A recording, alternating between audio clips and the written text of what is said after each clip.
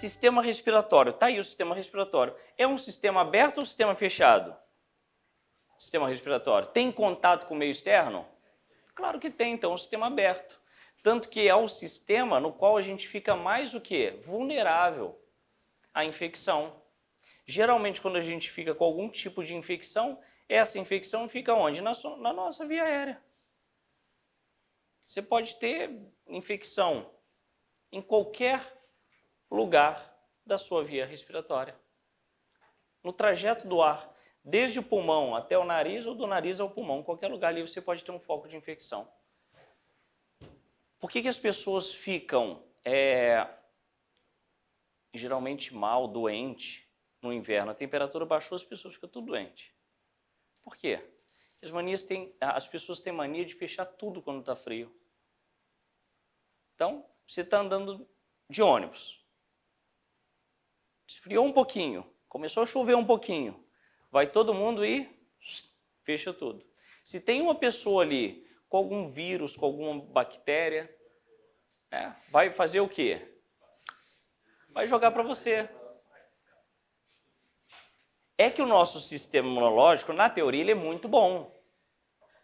O bacilo de Koch, que é o bacilo da tuberculose que você mencionou, a região que mais concentra bacilo de Koch no Brasil é a região da Leopoldina, encontrada no Rio de Janeiro. O bacilo de Koch. Ou seja, provavelmente a gente é a morada do bacilo de Koch. Só que ele não faz nada com a gente. Por quê? Porque o nosso sistema imunológico está bom. Agora, se a gente tiver o nosso sistema imunológico deprimido, o que o bacilo vai fazer? Vai começar a te atacar. E aí você pode ter tuberculose onde você menos imaginar. Muitas pessoas morrem muito de tuberculose, muito. E outra coisa, tem gente que acha que é pleonasmo falar tuberculose pulmonar. É pleonasmo falar tuberculose pulmonar? Não, porque a tuberculose pode atingir qualquer órgão do seu corpo. Você pode ter tuberculose no fígado, tuberculose no coração, no estômago. Qualquer lugar você pode ter tuberculose.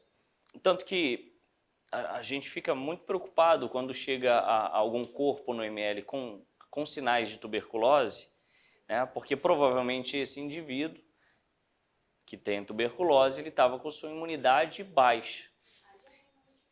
E geralmente o que deprime muito a sua imunidade é a AIDS. Então é muito comum o paciente soro positivo, o paciente que tem SIDA, síndrome da imunodeficiência adquirida, em português, a SIDA, que a gente chama de AIDS, que é uma doença que deprime o seu sistema imunológico. Então, por isso que a gente tem sempre uma preocupação, o cadáver chegou muito magrinho, com tuberculose, HIV. Não podemos generalizar. Pode ser que sim, mas tem outras doenças que também podem deprimir o seu sistema imunológico. Tá? Só que uma das mais comuns é a AIDS.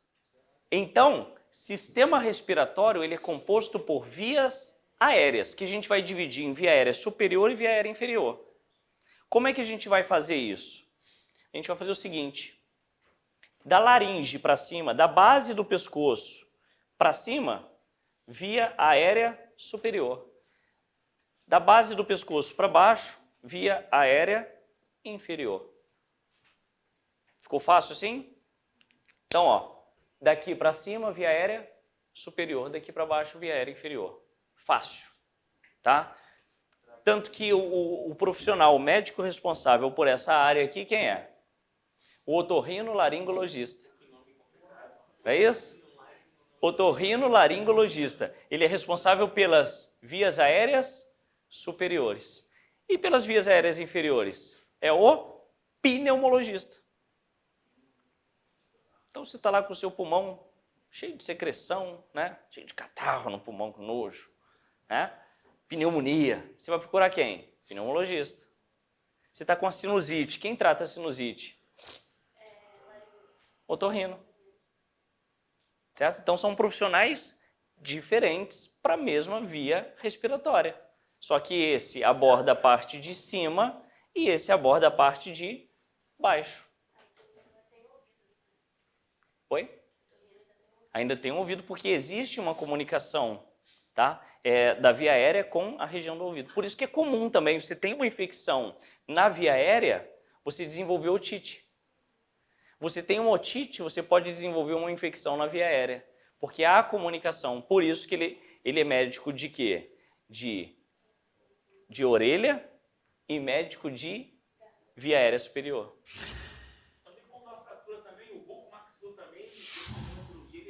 Ah, sim, mas aí ele vai pegar aqui a parte de história também, né?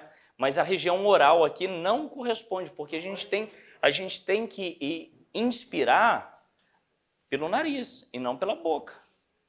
Isso é algo muito importante a gente falar isso. A nossa respiração é composta por uma inspiração e por uma expiração.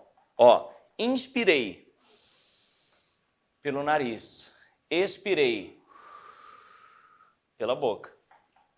Por que a gente inspira pelo nariz? Tem que me dar motivo. Inspiração, são 3 motivos. Inspiração. O que tem o que tem na entrada da sua via aérea? A entrada da sua via aérea é o quê? O nariz aqui, a narina, né? Você tem pelo. Pelo que a gente já não chama mais de pelo. A gente chama de vibriça. Vibriça. Não cílio um pouquinho mais para cima. Então, vibriça são os pelos encontrados nas vias aéreas. Para que serve esse pelo? Filtrar. Filtrar o ar inspirado. Então, a gente inspira pelo nariz, primeiramente, para as nossas vibriças filtrarem o ar. Certo? Acordou cedo, foi trabalhar, 6 horas da tarde, acabou o trabalho, está voltando para casa, parou no sinal. Primeira coisa que se parar no sinal, o que você faz? Leva a mão ao nariz. Não é isso? É automático. Se eu olhar para o lado assim, a pessoa está parada no sinal, está com o dedo no nariz. Gente, é impressionante isso. Você olha para o lado, parou no sinal, pode olhar para o lado que a pessoa está com o dedo no nariz. Por que a pessoa está com o dedo no nariz? Está tirando o que ali? Não. Sujeirinha. Sujeirinha de impurezas ao longo do dia.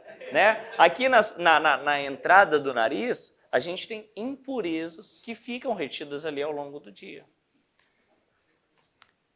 Uma coisa muito importante. Tem gente que tem a coragem de depilar as nossas queridas vibriças.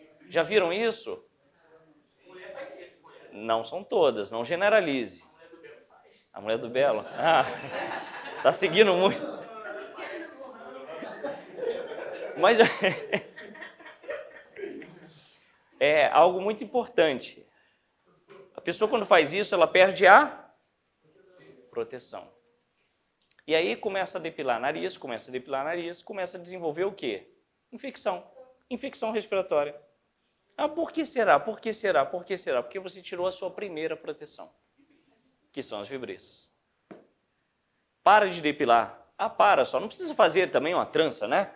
Vou fazer uma trança com o pelo do nariz. Não precisa de uma coisa horrorosa dessa, né? Não precisa disso. Para, bonitinho, mas deixa lá porque é importante para a sua via aérea. Uma das situações, para quem fuma, o cigarro destrói essas vibriças também. Por isso que quem fuma também desenvolve muitas doenças respiratórias por conta disso também, um dos motivos. E você para de fumar, essas vibriças podem nascer novamente e aí você diminui a sua frequência de doenças respiratórias.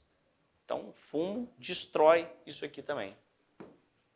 Outra coisa, o que tem dentro do seu sistema respiratório? Aqui dentro do nariz, da cavidade nasal, principalmente, por todo ele, mas vamos falar da cavidade nasal. Muco. Muco. Por que tem muco? Para que serve o muco? É bom ou ruim? O muco é uma excreção ou é uma secreção? Eu pego vocês nessa. Secreção é uma secreção. Secreção por quê? Porque é algo útil. Porque o muco ele é importante estar presente nas nossas vias aéreas. Porque o muco ele vai aquecer o ar e ele vai deixar o ar mais úmido. Ele vai umidificar o ar. Ou seja, o muco deixa o ar quente. Não, vamos dizer hoje, por exemplo, deve estar o que agora? Uns 20 graus? Vamos falar que está 20. Temperatura do nosso corpo, 36,7. O ar não está na temperatura adequada do meu corpo. Então, quando o ar entra pelo nariz e tem contato com o muco, ele tem a sua temperatura aumentada. Ou seja, ele já chega em uma boa condição de troca gasosa até o pulmão. Ou seja, a hematose vai acontecer de forma muito melhor por conta disso. E o ar, ele também vai ser umidificado. Muita doença respiratória dá aonde? Quando a gente tem a umidade muito baixa. Vai para a região centro-oeste do Brasil ali, região do Mato Grosso, Brasília ali, Distrito Federal, né? Goiás, aquele pedaço ali. Ali é extremamente seco. Com as queimadas agora, então, pior ainda, né? Ali é extremamente seco. As pessoas ali têm muita doença respiratória por conta da umidade do ar. E às vezes a gente não dá valor a isso. Sabe o que puxa muito a umidade do ar? Aparelho de ar-condicionado. É só você ter um umidificador em casa, né? Colocar ali para circular. Você melhora muito a qualidade do seu sono com um umidificador. Ou simplesmente uma toalha com água, um balde com água dentro do seu quarto. Aumenta a umidade, a sua condição respiratória melhora, aí você pode ligar o ar que você não vai ficar com aquela boca ressecada, com o nariz ressecado, né? Como ficaria. É porque quando você não faz isso, ficou a noite toda no ar-condicionado, quando você acorda pela manhã, tudo ressecado. Boca, nariz. Primeira coisa que você faz, correr e beber água. Não é? Então, essa daqui é a importância de você inspirar pelo nariz e não pela boca. Mas em condições em que a nossa frequência cardíaca aumenta, a nossa frequência respiratória aumenta, vai ser inevitável, né? A gente vai precisar de muito mais ar. E o nariz vai suprir isso. Aí a gente vai ter que inspirar também pela boca.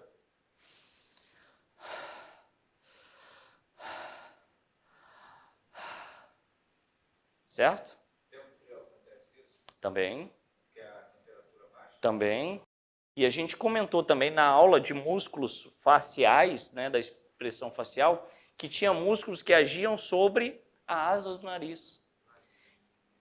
Que batimento da asa do nariz correspondia a quê?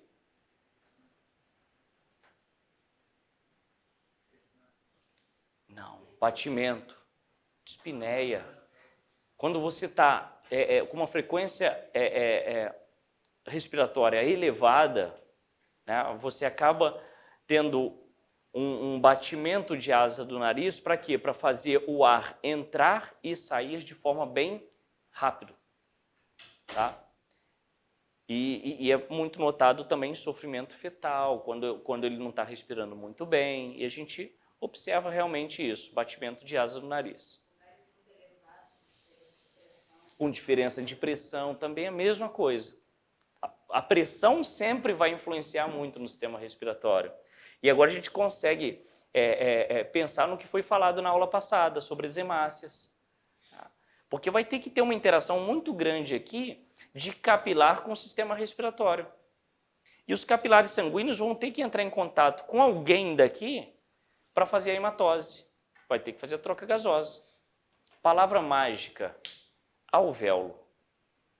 Alvéolo. Achou a palavrinha alvéolo, você sabe, ali tem troca gasosa. Ali tem contato com o capilar. Então, ó, alvéolo, sáculo alveolar, ducto alveolar. Eu já sei que tudo isso aqui que se chama alvéolo participa da hematose. Ou seja, o que eu tenho ligado a isso aqui? Capilares sanguíneos.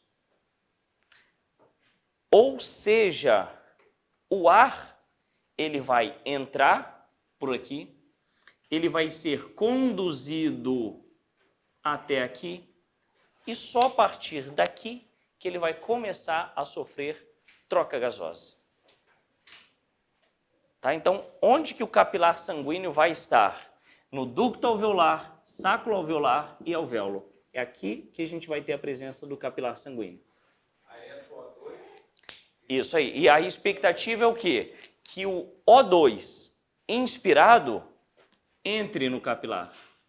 E o CO2, que é resultado do seu metabolismo, saia do capilar. Então, o CO2 vai para expiração e o O2 vem pela inspiração. Todo muco que está presente nas vias aéreas são secreções. Sim, sim, sim, sim. O problema é que quando ele está em excesso, ele dificulta muitas coisas. Em toda a via respiratória. Mas é isso, você pode ter aqui um excesso de muco na região da traqueia, no brônquio. É aí que a gente tem a diferença, né, do nome das patologias que envolvem o sistema respiratório.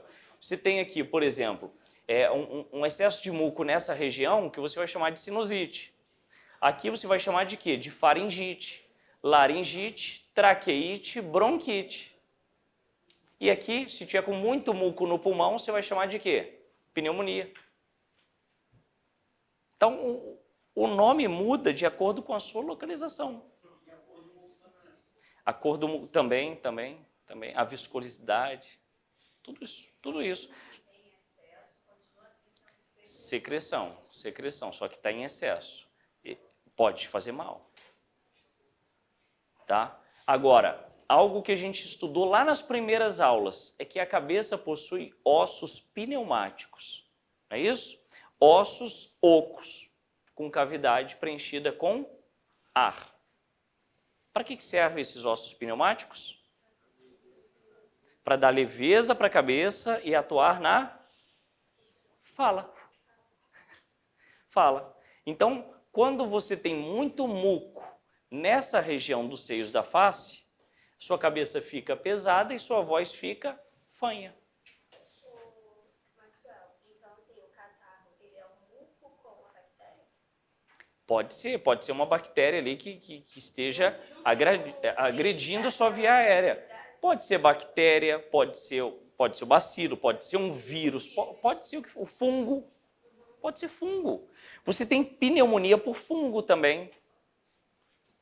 Você pode ter pneumonia por fungo, por bactéria. Então, assim, os agentes que podem agredir e gerar alguma doença nas nossas vias aéreas são diversos. São diversos. Deu para entender isso? Então, vias da fossa nasal até bronquíolo são apenas vias de condução do ar. Então, daqui até aqui, o ar é conduzido. Tá? Daqui até aqui, o ar é conduzido. Nessas três estruturas aqui, onde recebe o nome de alvéolo, sáculo alveolar e ducto alveolar, acontece o que a gente chama de hematose. Ou seja, o contato dessas estruturas com o capilar sanguíneo. E como que vai acontecer isso? O alvéolo, só para a gente não perder o ponto aqui, a parte terminal do alvéolo é como se fosse um cachinho de uva. Beleza? O alvéolo é exatamente isso, um cacho. O oxigênio, ele vai descer e vai chegar até aqui. Beleza? Aqui, entrando em contato com o alvéolo, eu tenho capilar sanguíneo. O que o oxigênio faz aqui? Ele migra daqui para cá. Beleza? Como é que se chama isso aqui? É um transporte transmembrana, que a gente vai ter uma aula só disso, que a gente vai chamar de difusão. O que é difusão? É o gás sair de um lugar e ir para o outro, passar por uma membrana. Você já deve ter ouvido falar sobre isso. Membrana alvéolo capilar. Já deve ter ouvido falar isso em algum momento. Membrana alvéolo capilar é o quê? É uma membrana existente entre o capilar sanguíneo e o alvéolo pulmonar. Então o gás passou daqui para cá. Ou o contrário, olha aqui, ó. Olha o CO2 saindo daqui e indo para lá. Aconteceu ali uma difusão. Então a gente não pode esquecer. A hematose, ela acontece através de um transporte transmembrana sem gasto de energia, que a gente chama de difusão. O O2 chegou aqui. Ele tem que encontrar quem agora? Uma célula para transportar ele. Como é que se chama a célula que transporta ele? A célula que transporta o O2. Uma célula sanguínea que transporta o O2 ou o CO2, qualquer um dos dois. Hemácia. Então a hemácia vai fazer o quê? O O2 vai entrar na hemácia. Sabe o ato do O2 entrar na hemácia? Isso se chama perfusão. Então, ó, o oxigênio chegou aqui, caiu na corrente sanguínea, difusão. O oxigênio entrou dentro da hemácia, se ligou à hemácia, aconteceu uma perfusão. Beleza? Então, ó, vamos para o CO2 agora. CO2, ele está perfundido aqui? Tá, ele está dentro da hemácia. Beleza? O CO2 agora fez o quê? Saiu daqui e veio para cá. O que aconteceu? Difusão. Não é isso? Ele passou daqui para cá, passou por uma membrana. Difusão. Agora o CO2 vai fazer o quê? Vai lá para fora. O gás circulando pela via aérea, ou para fora, ou para dentro, mas na via aérea, a gente chama isso de ventilação. São termos que as pessoas se confundem totalmente. Olha só, estou aqui. Inspirei. O ar está entrando. Está acontecendo o que a gente chama de ventilação. Beleza? Está ventilando. O ar chegou até o meu alvéolo. Ao chegar no alvéolo, ele vai passar para o capilar. Aconteceu a difusão. Chegou no capilar, ele precisa de um transportador. Quem vai transportar? A hemácia. Mas ele precisa se ligar à hemoglobina, que está lá dentro da hemácia. O que ele faz? Ele se liga à hemoglobina que está lá dentro da hemácia. Ou seja, um processo chamado de perfusão. A ligação do gás. Exatamente isso. Isso é fisiologia respiratória. É a fisiologia respiratória. Ventilação, o ato do ar se movimentar pela via aérea. Difusão, passagem por membrana. Perfusão, ligação à célula transportadora.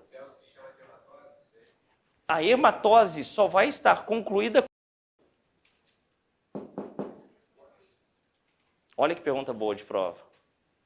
No capilar acontece essa duas funções, tanto com CO2 como com... Sim. Com todos os gases, hidrogênio, nitrogênio. Quando a gente fala de ar atmosférico, a gente não está falando só de CO2 e de O2. A gente fala deles porque são os mais comuns.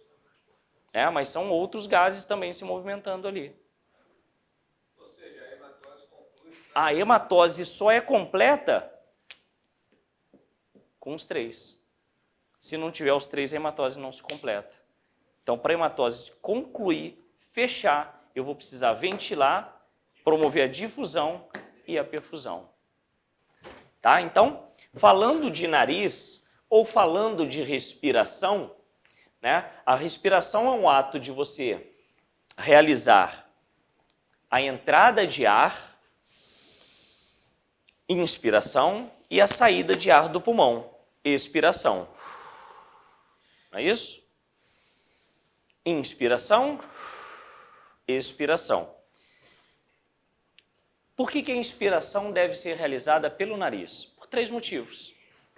Porque o nariz, ele possui o que a gente chama de vibriças, que nada mais é do que os pelos encontrados nas células dessa região. E o pelo serve para quê?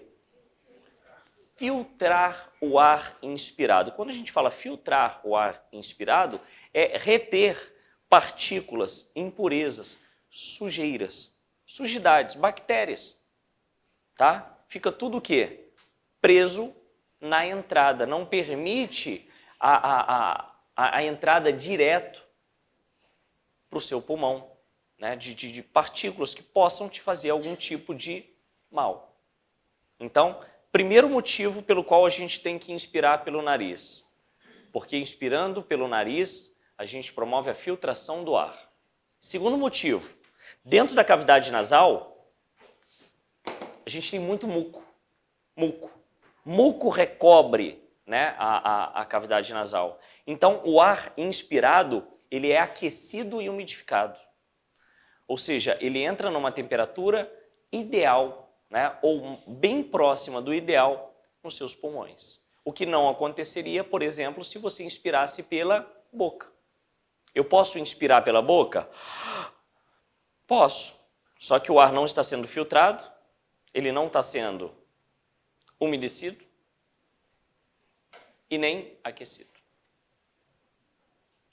Então, assim, essa questão do aquecimento do ar, levando em consideração que a gente está no inverno, Rio de Janeiro, 20 graus, e o nosso corpo tem 36,7 graus, aproximadamente, não faz nem tanta diferença. Mas vai para um ambiente mais frio. É muito importante aquecer o ar. Um grande problema pelo qual a gente costuma ficar resfriado no inverno, né, até estou um pouquinho agora. Por que isso? Porque a atividade ciliar ela é diminuída. Então a nossa proteção, o nosso filtro, ele é piorado. É um dos motivos que levam a gente a ficar um pouquinho resfriado. É mais comum a gente ficar resfriado, né, gripado no inverno. Outro motivo é que a gente geralmente fecha o ambiente que a gente está por conta do frio. Então a gente fica enclausurado, né? Todo mundo aí compartilhando bactérias e vírus.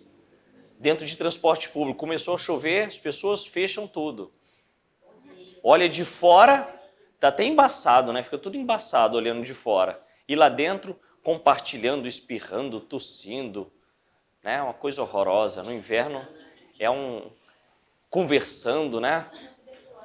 Não, o sistema respiratório, como é um sistema aberto, a minha preocupação e o meu achismo que vai cair muita coisa sobre o sistema respiratório na prova é porque, devido à importância dele, muitas pessoas morrem de infecção pulmonar. Porque é a primeira via de contato. Tem gente que fala cuspindo, olha que beleza. Falar cuspindo é o quê? É jogar na sua cara, literalmente, bactérias, bacilos.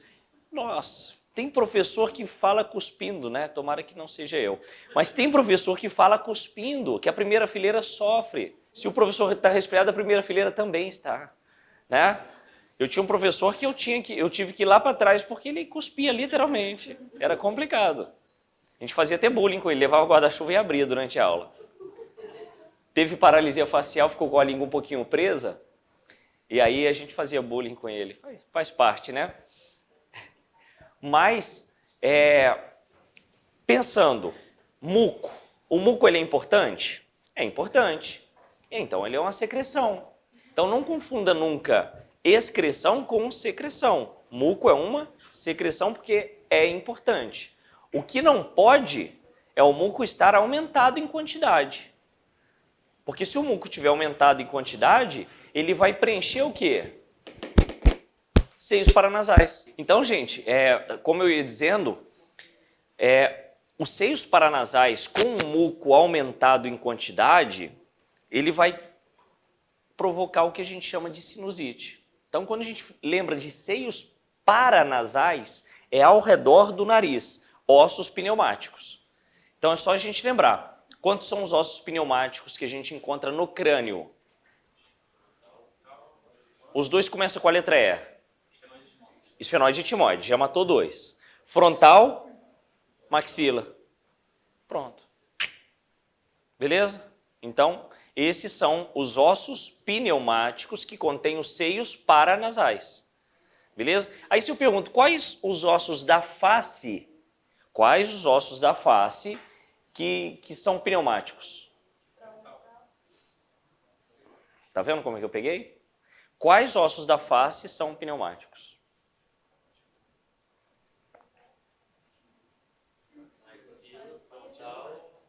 Da face.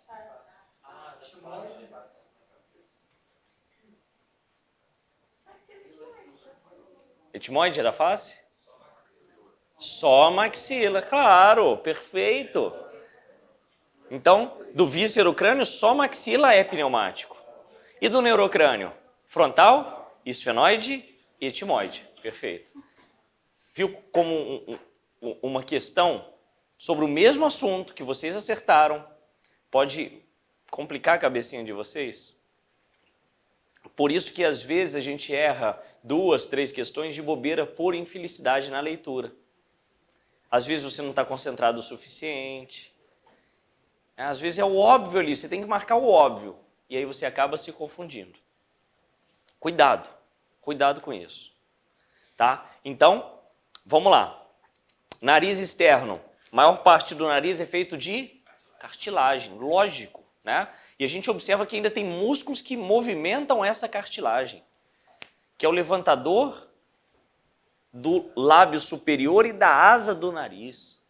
Você vê que o músculo levantador da asa do nariz, né?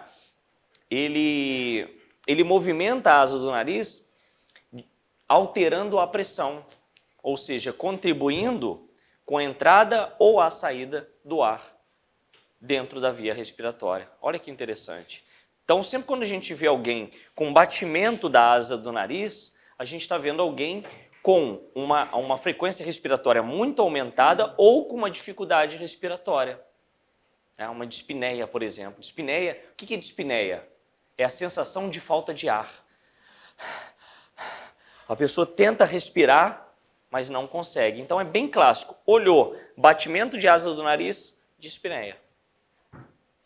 Certo? Então, assim, nariz, você vai olhar o quê? A parte externa, a cavidade nasal e os seios que envolvem o nariz. Para que servem esses ossos pneumáticos mesmo? Para dar leveza. Outra coisa, para ajudar na fala. Então, quando você está com sinusite, o que fica prejudicado? A leveza e a fala. Ou seja, a sua cabeça fica pesada e a sua voz fica fanha. Não é isso? Então, beleza. Olhou para o nariz. Forma do nariz. A gente tem nariz de tudo que é jeito, né? Ainda mais no Brasil. É uma beleza. Tem gente que gosta, tem gente que não gosta do seu nariz.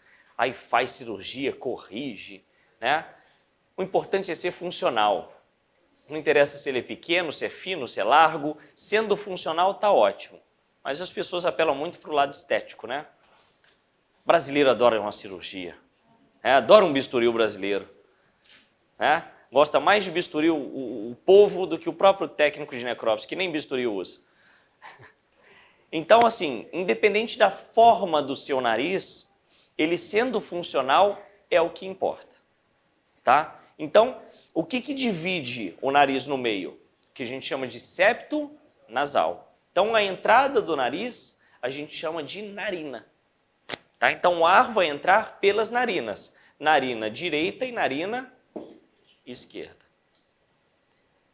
E essa cartilagem que forma o nariz está apoiada em ossos da face.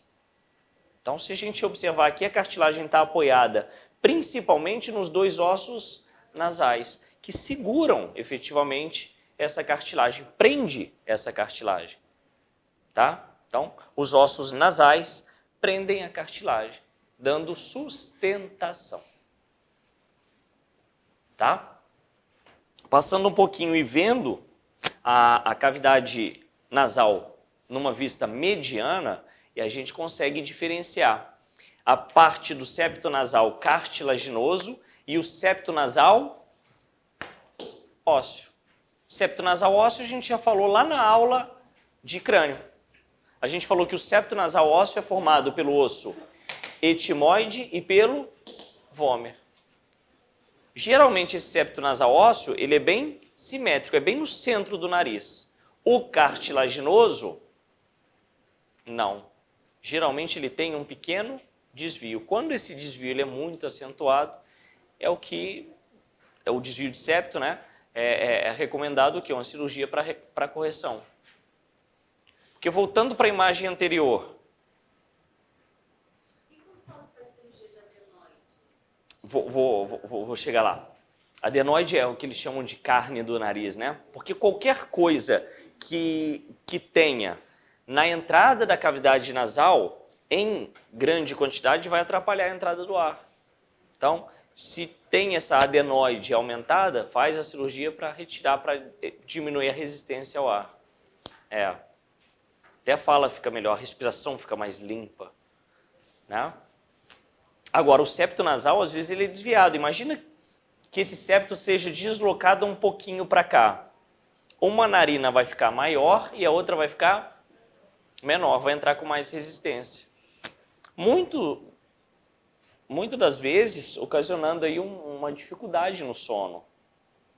Para você e para o parceiro, né? O ronco.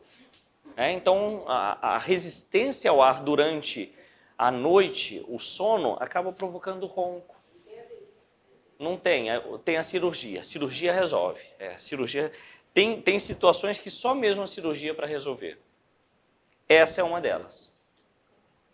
Tá? Agora, olhando por dentro da cavidade nasal, olhando para lá, que são os ossos, né? Aqui, ó. Vamos olhar essa imagem aqui primeiro. Dentro da cavidade nasal. Eu tenho um par de ossos aqui do víscero crânio que fica dentro da abertura piriforme, lateralmente ao septo nasal, ao vômer, né? A lâmina perpendicular do etimoide, que são as conchas nasais inferiores.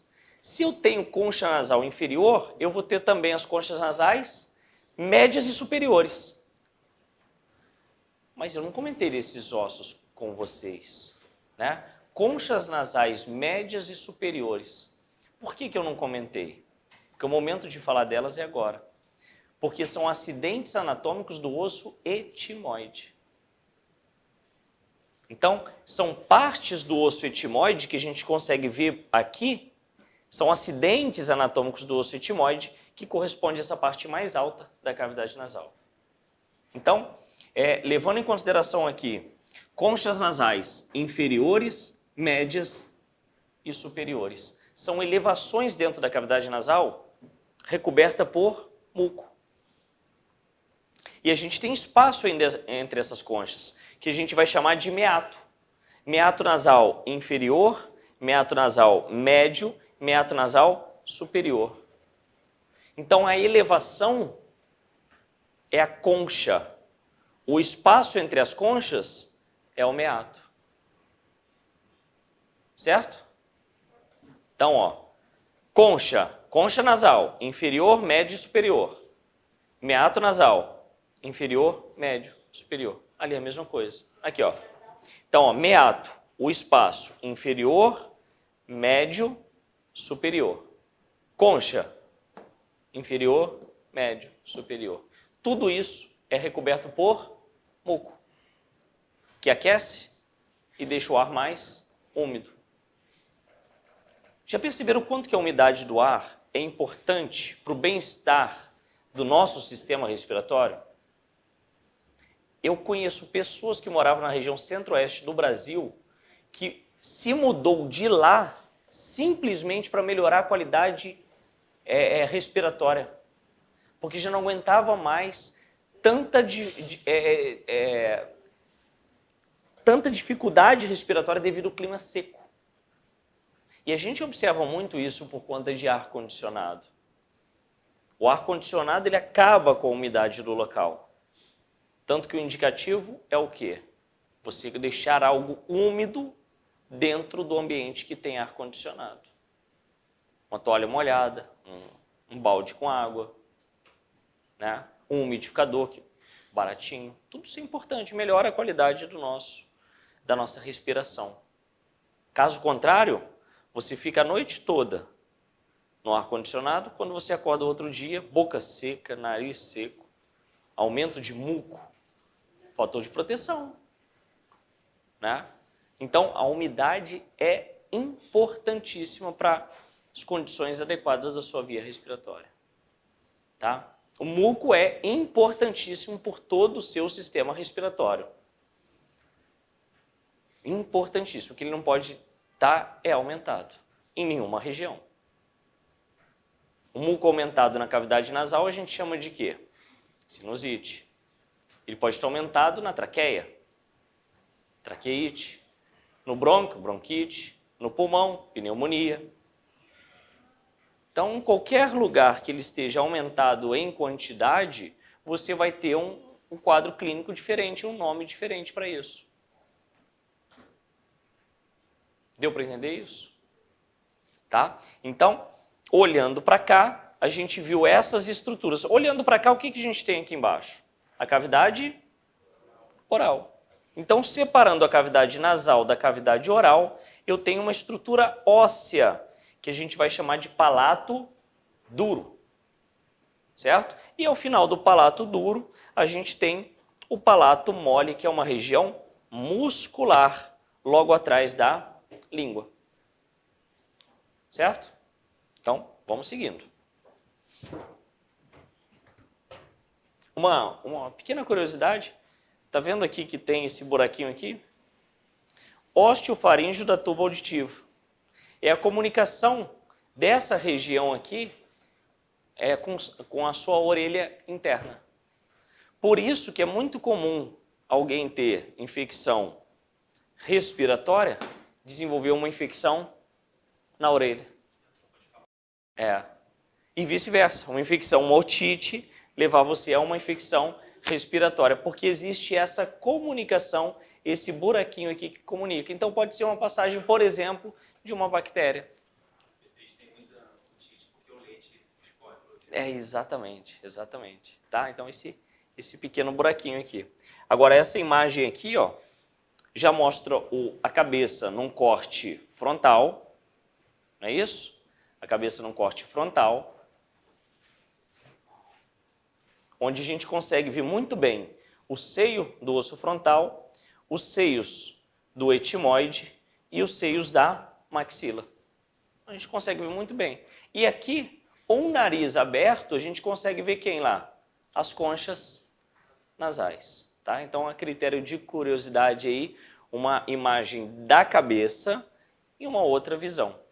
Tá? Para a gente conseguir ver, finalmente, os seios do osso etimoide. Aqui são as conchas nasais, na entrada do nariz. Faz isso quando chegar em casa. Lindo, vai ficar maravilhoso. Você consegue ver as conchas nasais. Consegue mesmo. Bem vermelhinha, bem vascularizada. Só não vai cutucar porque sangra. Sangra, não sangra? Muito vascularizado. Né? Muito vascularizado. É uma região extremamente vascularizada. Qualquer lesão nessa região aqui sangra, e sangra porque é uma região extremamente irrigada. Mais comum ainda em crianças, que o sistema cardiovascular, né, os vasos sanguíneos estão em formação e são mais frágeis. Simplesmente. Muito comum quando é criança. Aí minha levou na médica, ela falou, porque tem vasinhos que rompem. Sim, exatamente, porque é uma região extremamente vascularizada. Tá? Então, se você olhar, você vai ver realmente o que eu estou falando assim, em tom de brincadeira, né, de você chegar e olhar para o espelho, mas você consegue ver. E quanto mais vermelhinho, mais vasos sanguíneos tem. Exatamente por conta disso. Tá? Então, nada de ficar cutucando o nariz não, porque vai sangrar. Nem no sinal. No sinal é força do hábito, né? É força do hábito no sinal. Agora, atrás da cavidade nasal, começa uma estrutura que a gente chama de faringe. Tem muita gente que confunde faringe com laringe. É só você olhar para o alfabeto. O que vem primeiro, o F ou o L? F. Então quem vem primeiro? Faringe. Depois laringe. Tá? Então, ó, a faringe nada mais é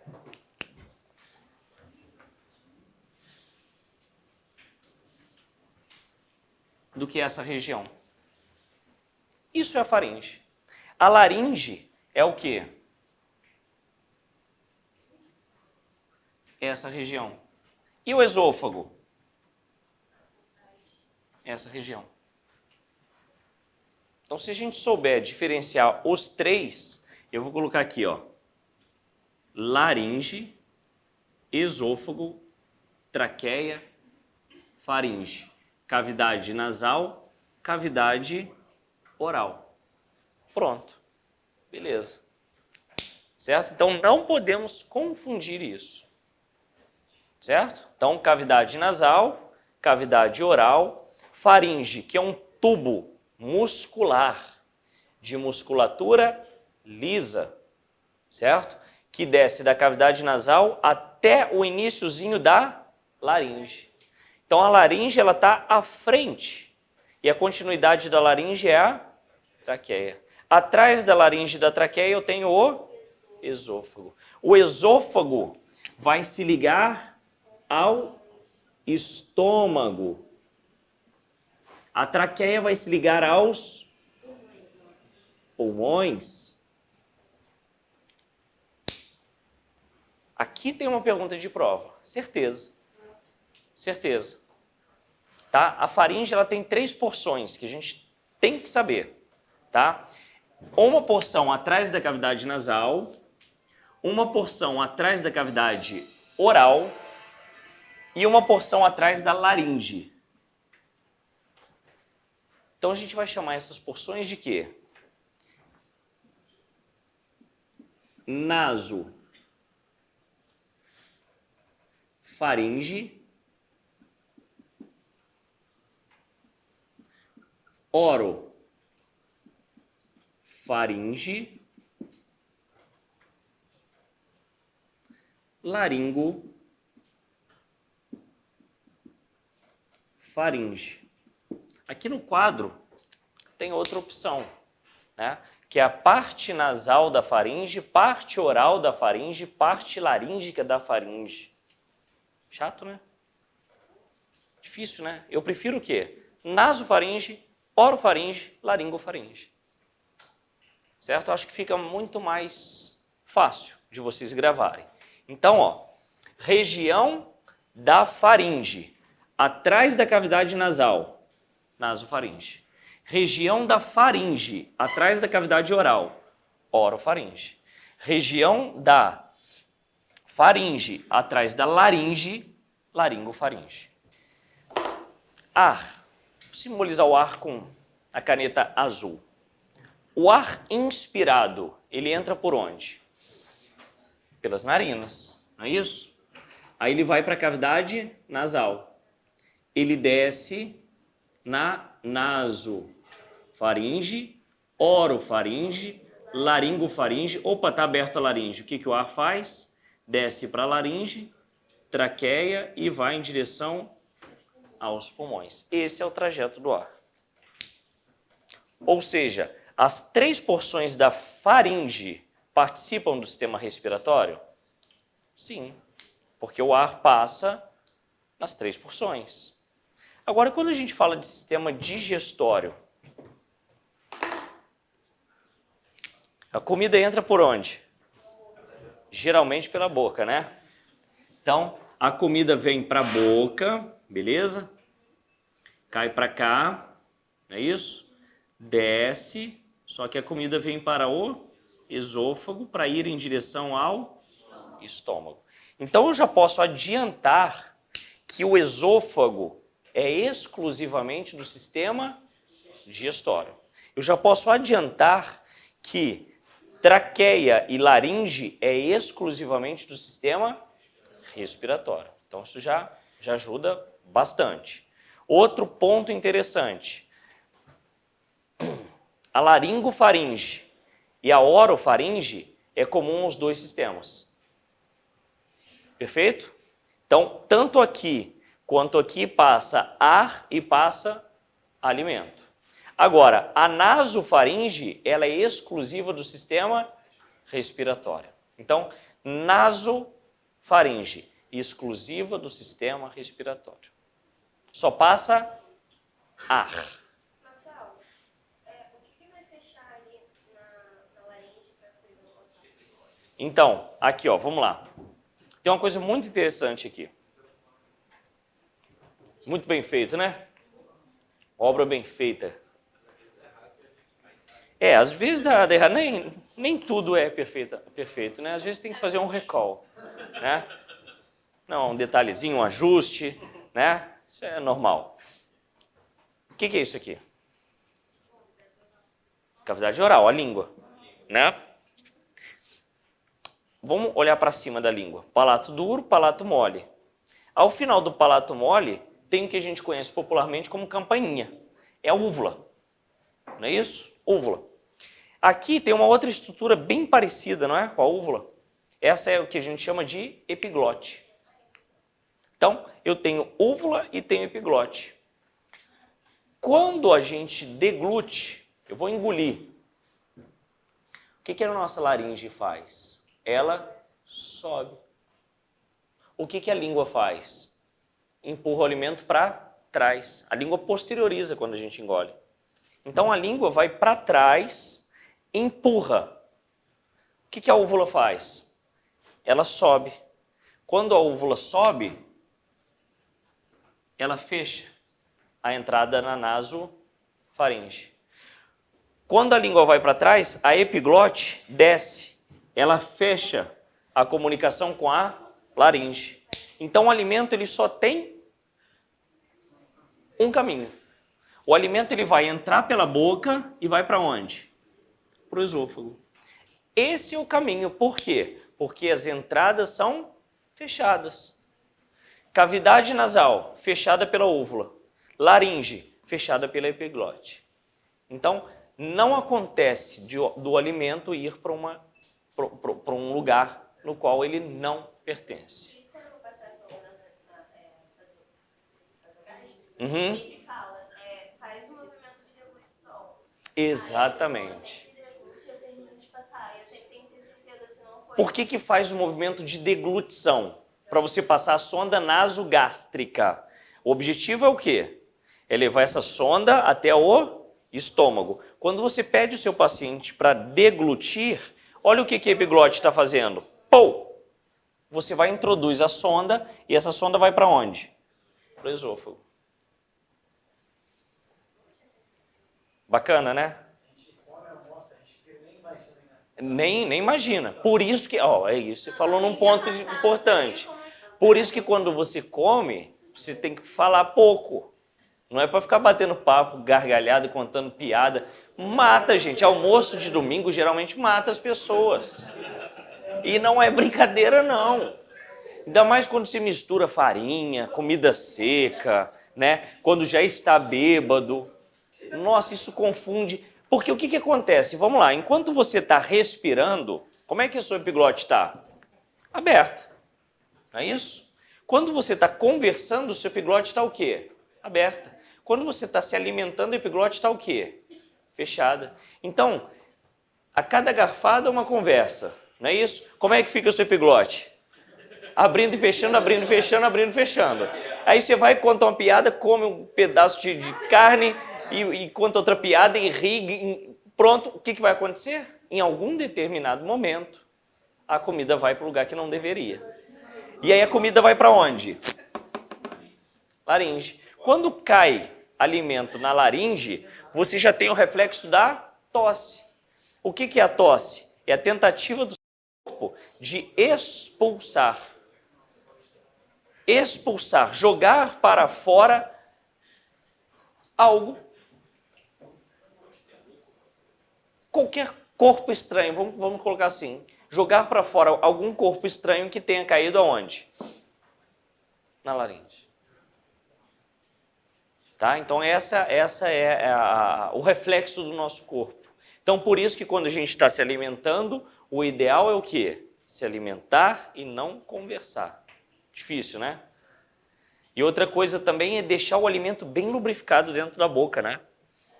O problema é que às vezes a gente não tem saliva para isso, porque o alimento não nos agrada. O que mais faz produzir saliva é quando o alimento agrada. Né? Então, assim, um alimento assim, especial, de final de semana e tal, pô, bacana. Mas a comida do dia a dia, né?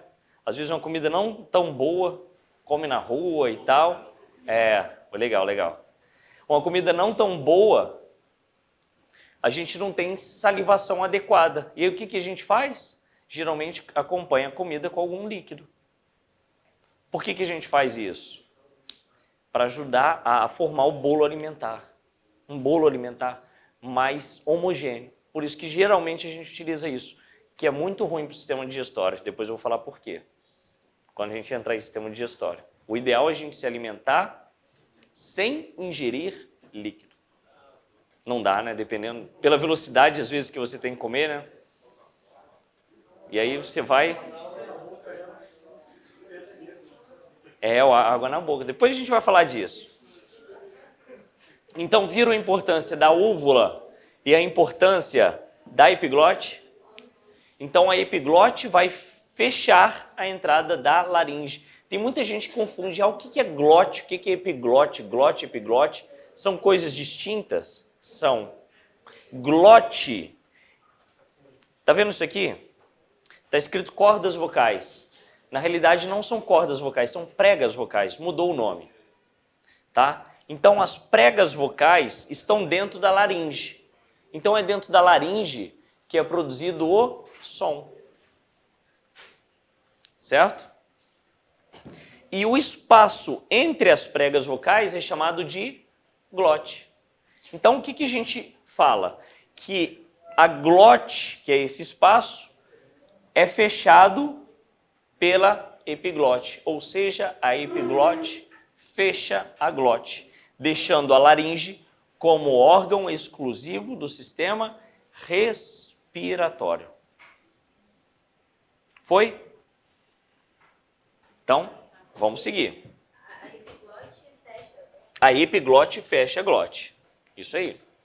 Olha só, essa mesma estrutura, que é um corte sagital, né, uma secção sagital, eu vou pegar a mesma estrutura numa visão diferente. Dá para identificar? Muda tudo. Muda tudo. É a mesma estrutura. Só que você vai ter que tentar identificar tudo novamente. Por exemplo, já faço uma pergunta para vocês. Qual seria esse osso aqui?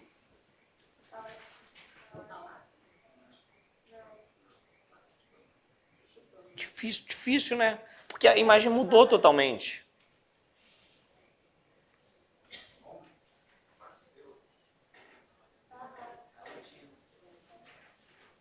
Tá vendo como confunde? Espera aí, então vamos só pensar aqui. Aqui é cavidade nasal, não é isso? Então, espera aí, deixa eu ver aqui. Olhei para trás. Acima da cavidade nasal eu tenho qual osso? Frontal.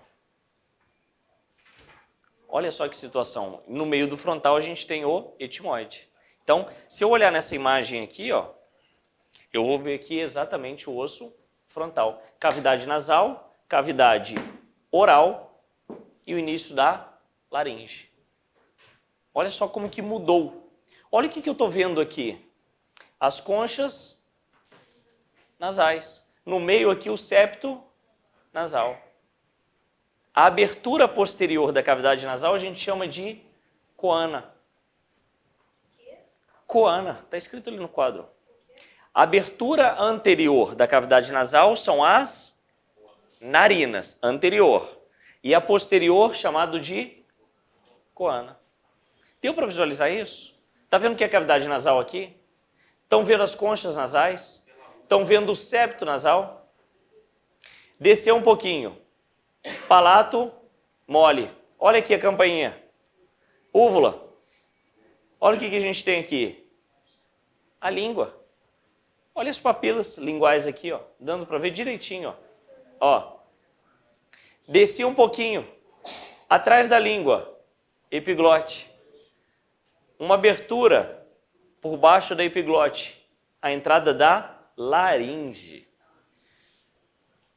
Viram como é importante a gente visualizar estruturas em tudo que é visão, em tudo que é opção de corte, de plano. Você olha aqui, se você já se der por satisfeito com essa imagem e aparece uma imagem dessa na prova, eu tenho certeza que se o aluno sabe tudo disso aqui, nessa imagem, quando aparece isso aqui, assusta. A traqueostomia é para frente, a gente vai ver ali depois, é na traqueia. Então, realmente assusta porque é uma outra, são as mesmas estruturas, mas com outra visão. Oi? Aí, confundiu com o reprodutor feminino, tá vendo aí? Tá pensando em outra coisa, né? Então, ó, laringe, chegamos na laringe. A laringe se difere muito da faringe, porque a faringe é formada por tecido muscular liso.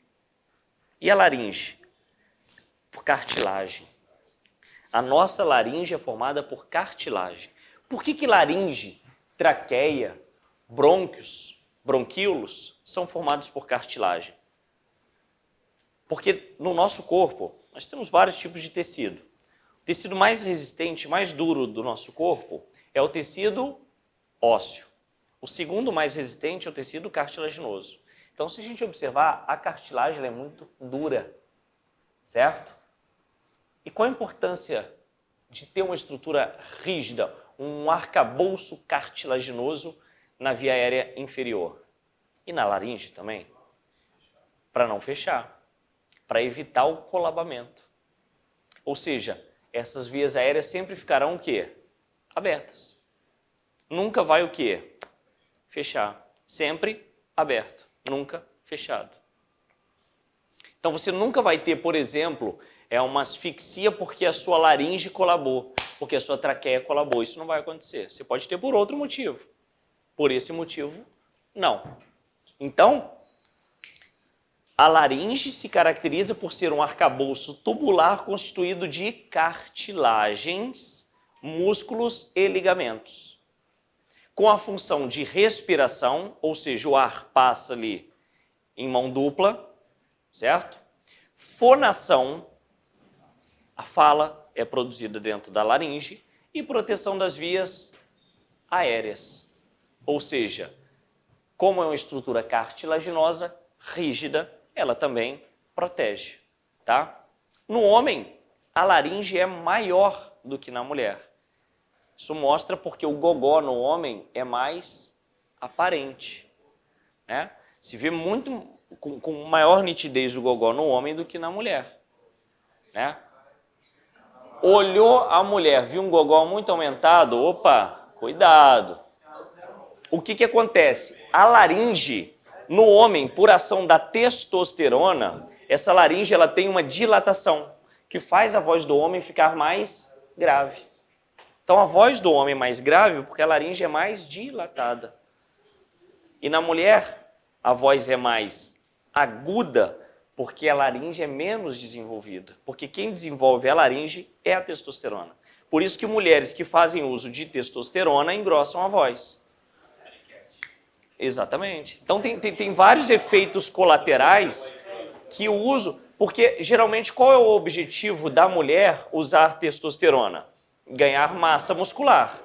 Mas só que tem alguns efeitos indesejados, né? Barba, perda de cabelo, voz grossa, né? Então, tem alguns efeitos indesejados que até desenvolvimento do clitóris. O clitóris ele pode aumentar de tamanho também. Simplesmente pelo fato de Simplesmente pelo fato de usar a testosterona.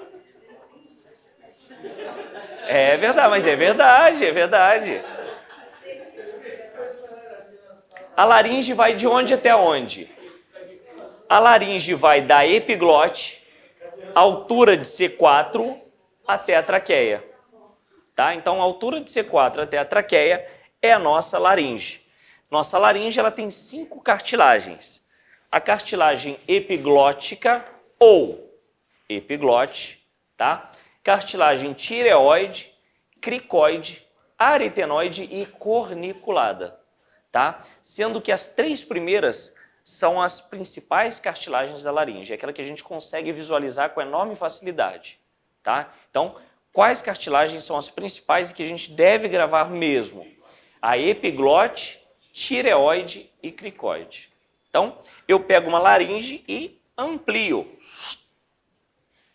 Então, essa imagem que está no quadro, nada mais é do que a região anterior do meu pescoço. Então, ficaria essa região aqui, né, foi ampliada e exposta aqui no quadro. Então, o que a gente consegue ver aqui? Primeira coisa, um osso, que é o osso hioide. Que bonito, hein? Osso hioide. Osso hioide é classificado como osso... Vai que vai sair. Sesamoide. Porque é um osso preso a tendões, ligamentos, músculos. Não é isso?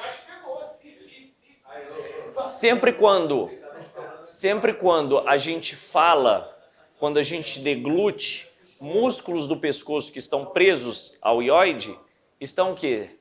Sempre fazendo esse osso se movimentar. Tá? Então ele é um osso sesamoide. Por cima dele a gente está conseguindo ver um pedacinho da epiglote. Desci um pouquinho em cartilagem tireoide. Desci mais um pouquinho, outra cartilagem cricoide.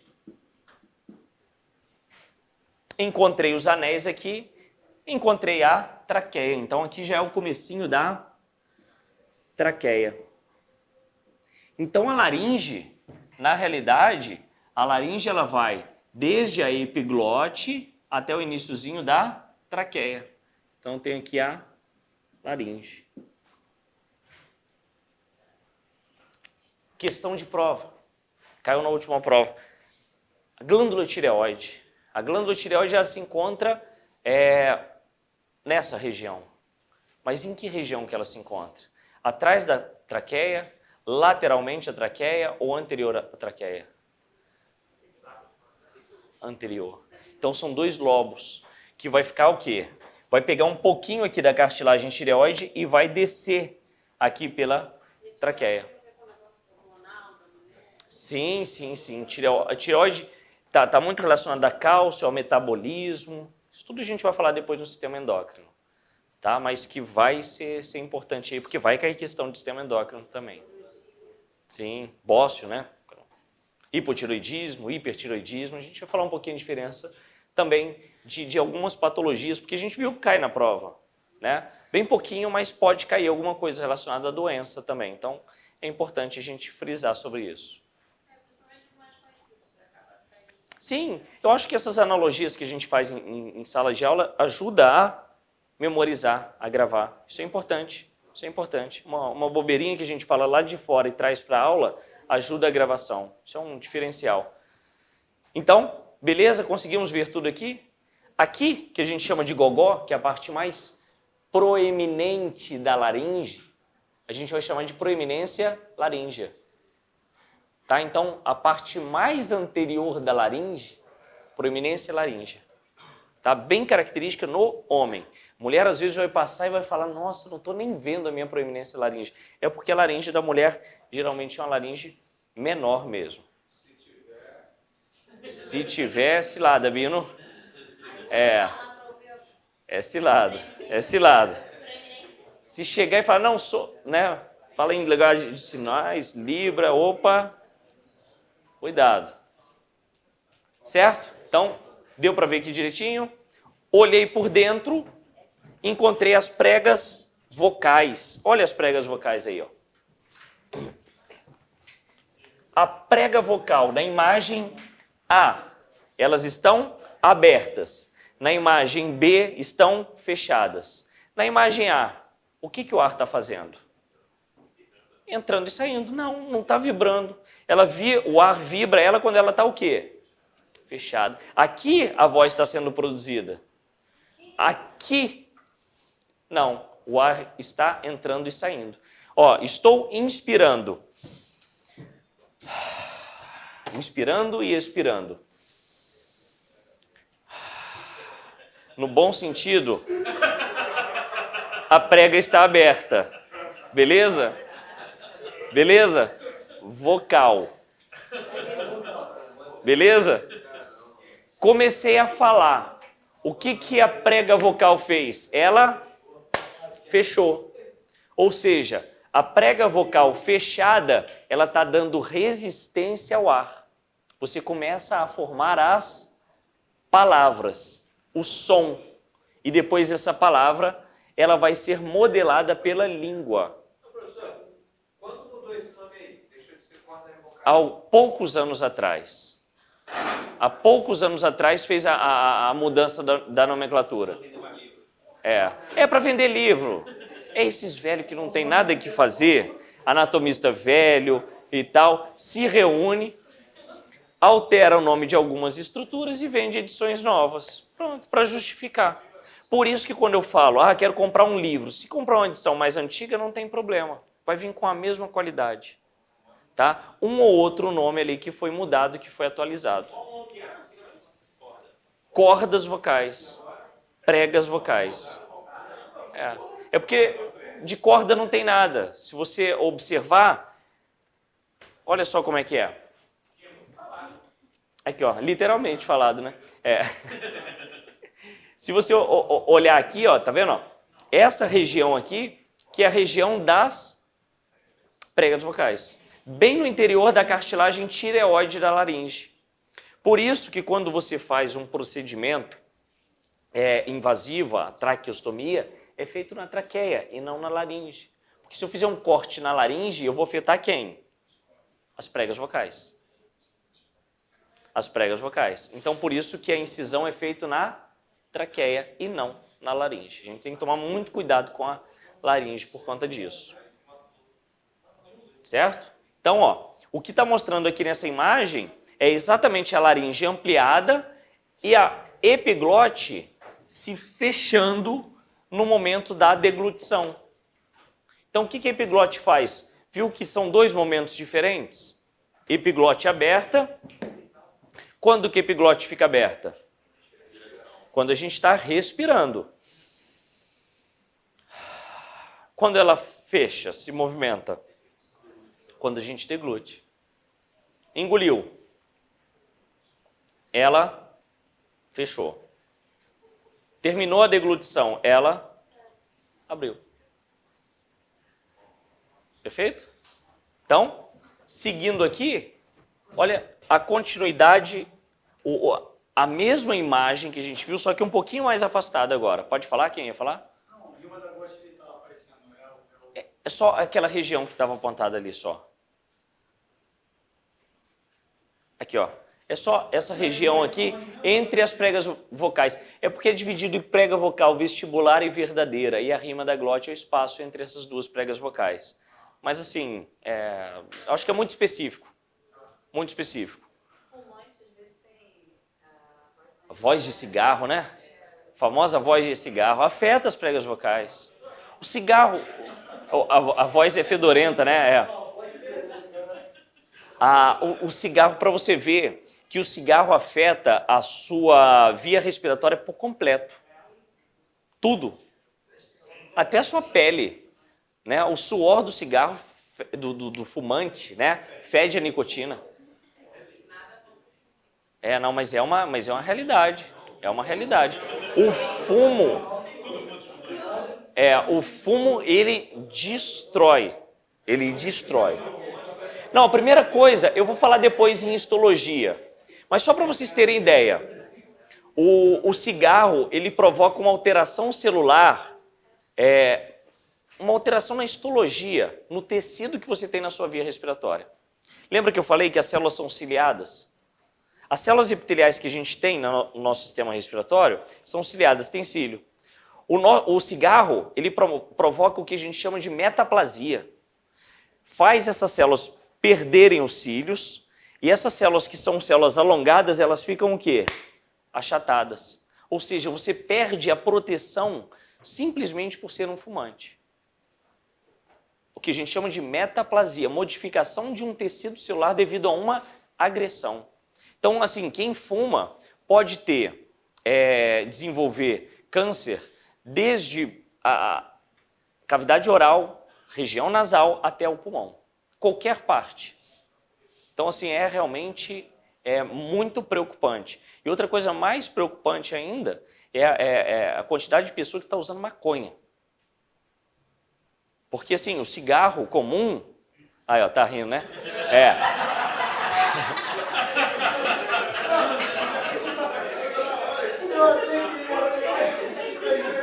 Cuidado com o toxicológico. Vamos lá.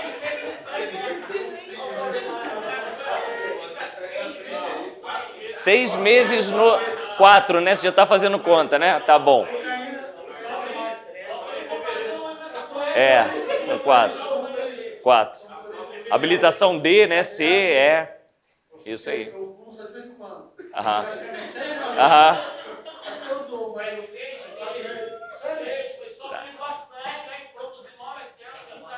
Cuidado. Olha só. O que é importante isso? Vamos só porque está sendo gravado ali. Qual que é a preocupação? Cigarro de maconha não tem filtro, né? Então, assim, a grande preocupação é o quanto de mal que pode a própria maconha fazer ao sistema respiratório ao longo dos anos, né? Será que num futuro próximo a gente vai ter uma grande de pessoas com dificuldade, com problema respiratório, com doenças respiratórias provocadas pelo excesso, né, do uso de cigarro? Né? Porque antigamente a nossa preocupação era o quê? Cigarro de palha, charuto, cigarro comum. Né? Isso foi combatido e hoje está aumentando muito o uso de maconha. Tem muita gente que usa um cigarro atrás do outro, né? Usa isso até para ficar mais tranquilo, né? Mais leve, até para estudar melhor. Né? Tem gente que não. Né? Então, a reação no corpo das pessoas, em cada corpo, é de uma forma diferente. Né? Tem gente que se sente muito bem com isso. Agora, cuidado, porque tudo pode agredir qualquer parte da sua via respiratória. Realmente é algo que a gente tem que levar em consideração. Agora, o cigarro comum, Bob Marley, o cigarro comum não é o único causador de câncer de pulmão.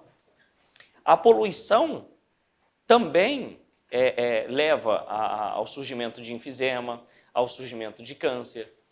Né? Quem trabalha em fábrica, quem usa fogão a lenha, né? Então tem vários fatores. Quem é fumante passivo, né? Às vezes você não leva o cigarro à boca, mas você mora numa mesma residência onde todo mundo fuma. Você está fumando tão quanto? Com certeza. Então, assim, é uma situação que a gente tem que ficar ligado. Olhando para cá, para essa próxima imagem, é a mesma estrutura que a gente viu anteriormente, só que agora um pouquinho mais afastado.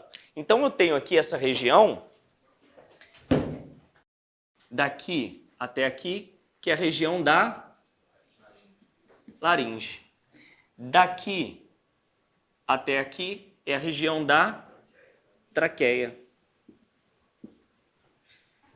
Então, depois da laringe vem a traqueia. O que eu encontro na laringe? Epiglote, osso ióide, cartilagem tireoide, cartilagem cricoide. E depois começam os anéis traqueais. Então, anéis traqueais, eles vão até que a traqueia ela se bifurca. Por que a traqueia tem que se bifurcar? Porque são dois pulmões. Então, pulmão direito e pulmão esquerdo. Esse ponto de bifurcação da traqueia é o que a gente chama de carina. Carina. Seu nome é Carina? Não, mas se fosse eu faria um bullying. Então, carina nada mais é do que o ponto de bifurcação da traqueia, ou seja, a traqueia está se dividindo em brônquios. Ou seja, vai um brônquio para o pulmão direito e um brônquio para o pulmão esquerdo. Ou seja, esse 3 e 4 é brônquio. Então, esse 3 aqui vai ser o brônquio. Isso, tá? Então, ó, eu vou ter o primeiro, a primeira ramificação ali, né, da traqueia vão ser os brônquios que a gente vai chamar de brônquio primário ou brônquio principal.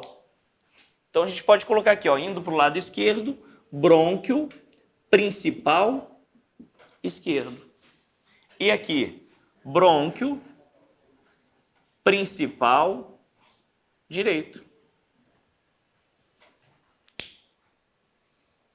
Agora, se a gente olhar para esses dois brônquios, a gente vai ver que eles têm diferenças anatômicas importantes, tá? Deixa eu exagerar um pouquinho mais aqui para ficar bem explícito.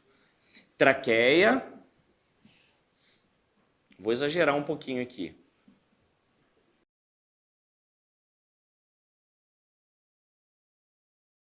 Então, a traqueia ela desce. E aqui ela se bifurca. É a carina. Aqui eu tenho brônquio principal direito. Aqui eu tenho brônquio principal esquerdo. Beleza? Então, vendo que o brônquio principal direito ele é quase uma continuação da traqueia, isso justifica que quando a gente broncoaspira alguma coisa, geralmente essa broncoaspiração leva o objeto para onde? Para o pulmão direito. Porque é quase uma continuidade. Então, imagina só que algo adentre. Ele vai para onde? Direto. A pessoa soluça na hora. A tentativa é tossir. Tossir para jogar para fora, porque o soluço é a contração do diafragma. Então, a tentativa é tossir para colocar para fora. Nem sempre conseguimos. Nem sempre conseguimos. Né? E é muito comum criança colocar objetos na boca e acabar broncoaspirando. Nossa, bala soft era um crime. Nossa, mas depois o que fizeram na bala soft? Um buraquinho. Um buraquinho. Porque se você broncoaspirar a bala soft, por esse buraquinho passa o ar. A tampa da caneta também. Se vocês olharem aí, a tampa da caneta, todas elas têm um buraquinho.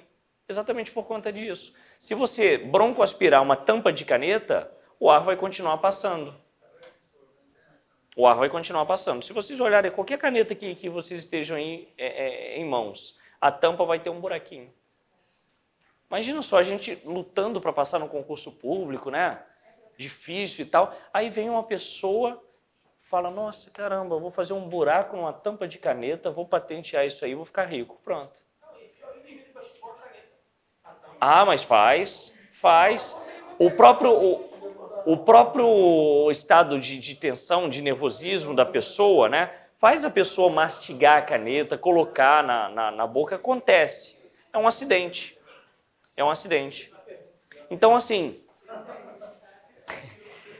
se a tampa da caneta vier para cá, o ar vai continuar passando, não vai matar a pessoa por asfixia. Então, ó, o brônquio principal direito, eu posso dizer para vocês aqui já de uma vez que ele é mais vertical. Beleza? Ele é mais vertical. Esse daqui, então, em contrapartida, é mais horizontal. Beleza?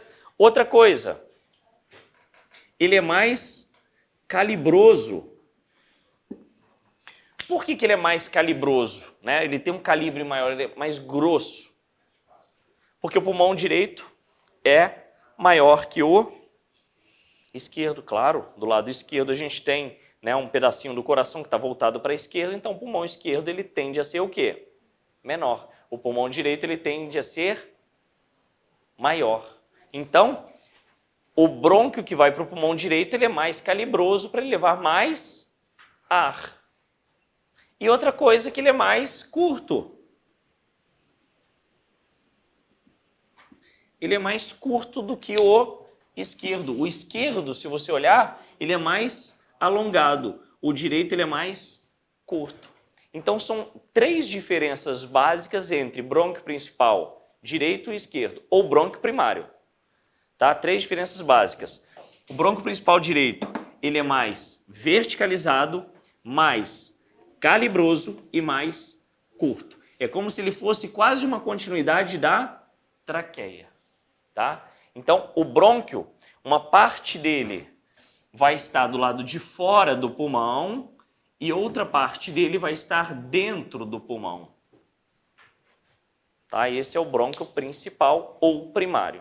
E aí, o que a gente vai observar? Que esses brônquios vão cada vez o quê? Se ramificando. O que vai ser um brônquio principal ou primário passa a ser um brônquio secundário ou lobar. Depois terciário ou segmentar, e depois vai virando estruturas menores ainda, que a gente vai chamar de bronquíolo. E depois que vai chegar na unidade funcional, que são os alvéolos, é onde efetivamente vai acontecer a troca gasosa. Certo? Vamos dar um intervalinho, daqui a pouquinho a gente continua e finaliza o sistema respiratório hoje ainda. Que bom! Gente, voltando aí ao sistema respiratório, só para a gente dar uma pequena relembrada aqui, que depois da traqueia a gente tem os brônquios, tá? Então a gente vai ter os brônquios principais, que vão se ramificar em brônquios lobares, que vão se ramificar em segmentares, e depois a gente vai ter os bronquíolos terminais e bronquíolos respiratórios. Só a partir daí que a gente encontra estruturas alveolares responsáveis pela troca gasosa, tá? Então a sequência correta, primeiro brônquios e depois bronquíolos. Então a sequência correta do sistema respiratório é o que está no quadro. Então o que seria? Cavidade nasal, né, nariz, cavidade nasal, fossas nasais, faringe, laringe, traqueia, brônquios, bronquíolos e estruturas alveolares. Então, a gente tinha parado exatamente nesse slide, onde a gente conseguiu ver a diferença do brônquio principal direito do brônquio principal esquerdo, e depois o brônquio principal, ele se ramifica em brônquio lobar, certo? E os lobares se ramificam em brônquios segmentares. Então, o que a gente consegue ver aqui? Toda a nossa árvore brônquica. Tá vendo que parece? Raízes, né? Raízes brônquicas. Então, por isso que é chamado de árvore brônquica, tá? Porque vão formando verdadeiramente raízes. Tá? Então, ó, brônquio principal, lobar e segmentar. Ou primário, secundário, terciário. Qualquer um dos dois pode cair. Tá? Então, depois disso, é o que a gente tem os bronquíolos. Mas nessa imagem aqui, a gente consegue ver bem, ó. Carina, brônquio principal direito e brônquio principal esquerdo, brônquios lobares e brônquios segmentares. Os bronquíolos são estruturas menores. Aqui, ó, bronquíolos e zona respiratória. O alvéolo, que é a estrutura responsável pela troca gasosa, são esses cachinhos de uva aqui, ó. Parece cachinhos de uva. Tá? Então essas bolinhas aqui são os alvéolos.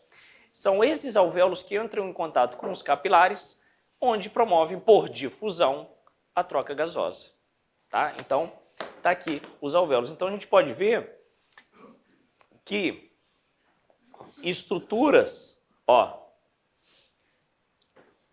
no bronquíolo terminal aqui ainda tem, ó, a gente está encontrando o quê? Alvéolos, então tem troca gasosa ali. Onde tiver alvéolo, tem troca gasosa. Tá? Falou em músculo respiratório. A gente tem que pensar o quê? Primeira coisa, diafragma. Segundo músculo importante na respiração, os intercostais. Então são músculos que ficam entre as costelas. Músculos que ficam voltados para fora são os intercostais externos e músculos que ficam voltados para dentro, que são os intercostais internos. Dica: os intercostais internos fazem parte da expiração, in-ex. E os intercostais externos fazem parte da inspiração. Certo? Então é o inverso. Tá aqui, ó. Se você olhar aqui, ó, músculos expiratórios, intercostais internos. Músculos inspiratórios, principal aqui, ó, intercostais externos. Certo? Mas, obviamente, o diafragma é o principal. Mas qualquer músculo que tenha influência no tórax vai participar do movimento respiratório. Então, a gente vai ter músculos peitorais, né, músculos abdominais, músculos dorsais, músculos do pescoço, lembra o escaleno? O escaleno ele contrai e puxa o tórax para cima. Então, assim, a gente tem uma infinidade de músculo que vai trabalhar para ou aumentar o diâmetro do tórax ou diminuir o diâmetro do tórax. Então, essa é a função. Tá? Então, músculos, de uma forma geral, vão trabalhar para isso, sendo o principal deles, disparado, o músculo diafragma. Certo? Essa imagem mostra o nosso pulmão in situ, ou seja, o nosso pulmão na sua posição original. Tá? Obviamente, foi cortado aqui a pleura para a gente ver o tecido do pulmão. Aqui no coração, o pericárdio se manteve. Eu não estou vendo o coração. Por quê? Porque tem a membrana à frente dele. Então, a gente vai ter o pulmão direito e o pulmão esquerdo, tá? Protegido por ossos. O osso externo e as costelas, certo? Por baixo aqui, o músculo diafragma. E aí, a gente olha para algumas diferenças entre pulmões, tá? Primeira coisa que a gente tem que pensar, pulmão é um órgão hilar, ou seja, o pulmão possui hilo. Tá aqui, ó, hilo pulmonar. O que é hilo pulmonar? É o mesmo local de entrada e saída de todas as estruturas. Então, se a gente olhar aqui, ó, onde as estruturas entram é onde as estruturas saem. Não é igual, por exemplo, o coração, que tem uma entrada embaixo, saída em cima, né? Tem vários vasos, vários pontos diferentes. Pulmão não. Pulmão, mesmo local de entrada e saída. Hilo é isso. Então, todo órgão hilar é aquele órgão que vai ter o mesmo local que entra e sai todas as estruturas. Certo? Costumo fazer uma analogia que a ilha do governador é um hilo. Por quê? É o mesmo local que você entra, é o mesmo local que você sai. Certo? Então, isso é um hilo, um mesmo local de entrada e um mesmo local de saída. Então, o que eu estou vendo aqui? Estruturas vasculares e brônquio. Né? Então, essa estrutura aqui, que está nessa cor aqui mais clarinha, seria, no caso, um dos brônquios. Pulmão direito, brônquio principal, direito. Tenho esse vaso aqui em vermelho. Que vaso seria esse vermelho no pulmão? Perfeito. Veia pulmonar. O vaso em azul? Artérias pulmonares. Então aqui é uma grande exceção no corpo humano aí de veia, que vai estar representado pela cor vermelha, porque está rico em gás ou oxigênio, e artéria, que está representada pela cor azul, que está rico em gás carbônico. Tá? Então, brônquio, veia e artéria pulmonar. Aqui é a mesma coisa. Brônquio em vermelho, veia em azul, artéria pulmonar. Então, tudo isso está presente no hilo pulmonar. Foi? Outra coisa, o pulmão é um órgão em forma de cone, tá? O pulmão é um órgão em forma de cone, onde a parte mais alta do pulmão a gente vai chamar de ápice.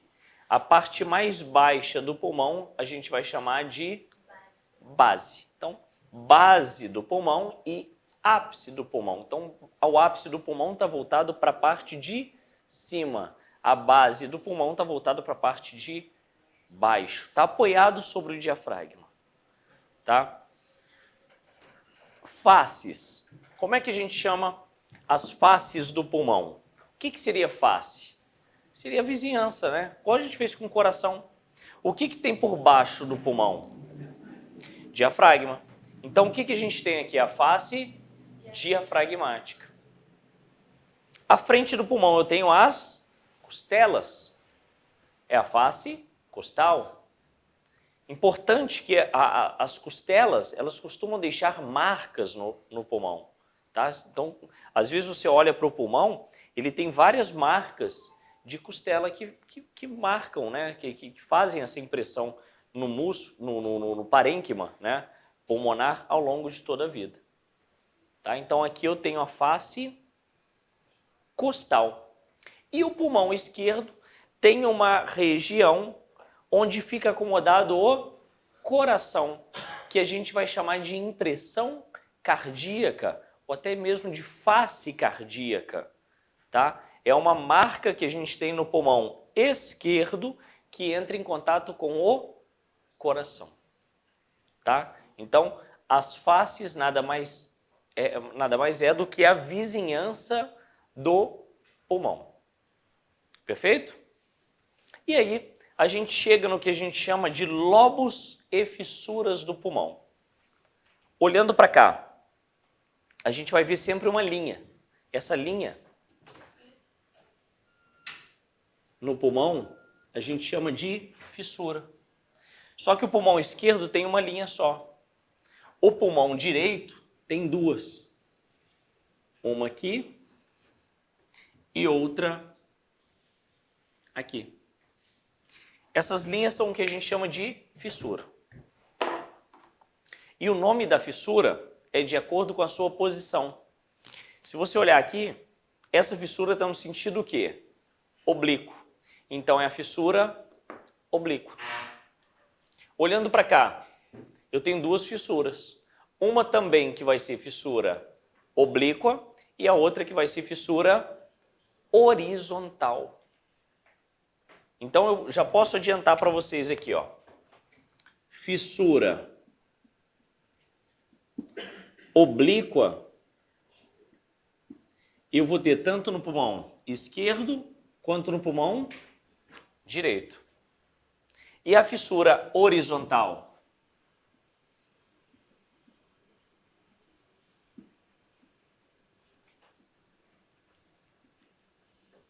A fissura horizontal, ela é exclusiva do pulmão direito. E são as fissuras que separa os pulmões por lobos. Então a gente vai ter no pulmão regiões que a gente vai chamar de lobos, separados pelas fissuras. Então, pulmão direito, ele vai ter o lobo que fica mais acima, chamado de lobo superior. O lobo que fica mais abaixo, lobo inferior.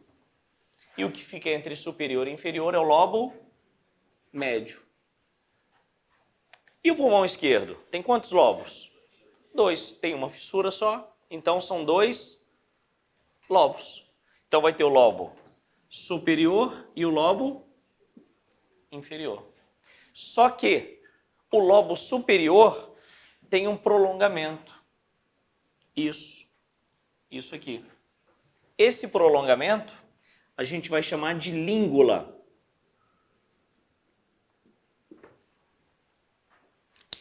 Isso é exclusivo do pulmão esquerdo. Então, algo muito importante que pode ser cobrado em prova é o seguinte. Quando você for falar de lobo superior ou inferior, você tem que dizer qual é o pulmão. Lobo superior do pulmão direito. Lobo superior do pulmão esquerdo. Lobo inferior do pulmão direito. Lobo inferior do pulmão esquerdo. Por quê? Porque tem o mesmo nome. Agora, quando você fala lobo médio, você precisa dizer que é pulmão direito? Não, porque o lobo médio só tem no pulmão direito. Se você falar aqui lobo médio do pulmão direito, você está sendo redundante. Aí entra o lado do português. Então, simplesmente fala o quê? Lobo médio. Isso a gente usa muito em necrópsia. O indivíduo toma um tiro, a gente encontra uma perfuração por arma de fogo. E a gente vê, por exemplo, uma perfuração em pulmão. Então a gente sempre vai o quê? Descrever quais os lobos do pulmão foram acometidos pelo projetil. Então a gente vai e olha para o pulmão direito. Aí a gente vai e relata para o perito. Pô, teve uma perfuração por arma de fogo no lobo superior do pulmão direito. Teve uma perfuração por arma de fogo no lobo inferior do pulmão esquerdo. E teve também uma perfuração no lobo médio. Pronto. Não precisa dizer qual pulmão. Ah, teve uma perfuração na língula também. Opa, perfuração na língula? Então, obviamente, foi no pulmão esquerdo. Então, língula é exclusiva do pulmão esquerdo. Lobo médio é exclusivo do pulmão direito. Então, se cair na prova, o pulmão direito, ele é maior do que o pulmão esquerdo. Até porque ele tem quantos lobos? O pulmão esquerdo tem 2. Por que o pulmão esquerdo é menor? Porque voltado para a esquerda dentro do tórax eu tenho o coração. Então o coração ocupa um espaço do lado esquerdo e faz o pulmão esquerdo ser menor. O pulmão também tem revestimento, que é o revestimento que a gente chama de pleura. Então, as pleuras, tá vendo? Falei no plural, é igual pericárdio. São 2 membranas. A pleura a gente vai chamar de pleura visceral e pleura parietal. Qual que é a pleura visceral? É a pleura que está em contato direto com o pulmão, com a víscera. Pleura visceral. E a pleura parietal, ela está por cima da visceral. Então, pleura visceral e por cima a parietal. E sempre líquido entre os 2 folhetos, que é o líquido pleural. Igual a gente falou do coração. O coração tinha, qual o nome do revestimento do coração? Pericárdio. E tinham quantos pericárdios? 2. O pericárdio seroso e o fibroso. Não é isso? E tinha no meio dos 2 folhetos o líquido pericárdico. Aqui é a mesma coisa, líquido pleural. Tá? Agora, o pulmão a gente tem que entender que ele funciona por diferença de pressão. É como se fosse uma bexiga. Se por acaso eu furar o pulmão aqui, levar uma facada no tórax, eu vou sofrer o que a gente chama de pneumotórax.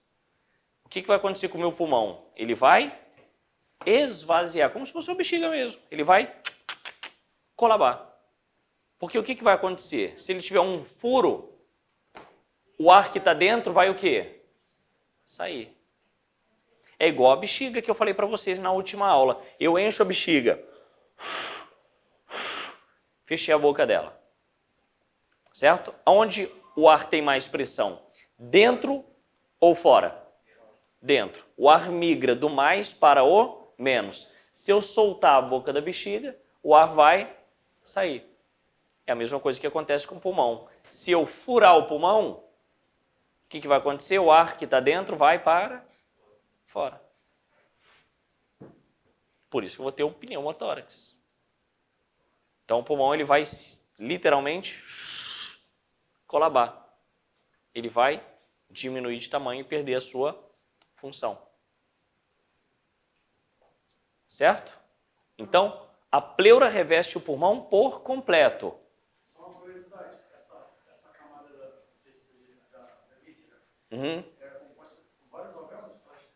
Muito. Os alvéolos, essas bolinhas aqui, que são os alvéolos, que eu mostrei aqui ó, elas estão por todo o pulmão, são milhões e milhões de alvéolos espalhados pelo pulmão inteiro, desde o lobo superior, do ápice à base.